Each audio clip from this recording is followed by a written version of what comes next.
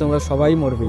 নেহা কাঁদতে কাঁদতে বলল, না আমি চাই না কেউ মরুক। কিন্তু জিহাদ তার হাত ধরেই বলল, নেহা তুমি আমার জীবনের সবকিছু, তুমি আমার মৃত্যু, তোমাকে ছাড়া, তোমাকে আর এই আত্মাদের মুক্তি দেয় আমি রাজি আছি। নেহা কেঁদে উঠলো, না জিহাদ, আমি তোমাকে হারাতে পারবো না। প্রাসাদ তখন কেঁপে উঠ, দেয়াল ভেঙে পড়ছে, সময় শেষ হয়ে আসছে। প্রাসাদের ভিতরে ঝড়ের মতো আওয়াজ, চারপাশে কেঁপে উঠছে। সেই অশরীরী কণ্ঠ, সেই অশরীরী কণ্ঠ আবার শোনা গেল, রক্ত দাও, না হলে কেউ বাঁচবে না। নেহা চোখে জল জমেছে।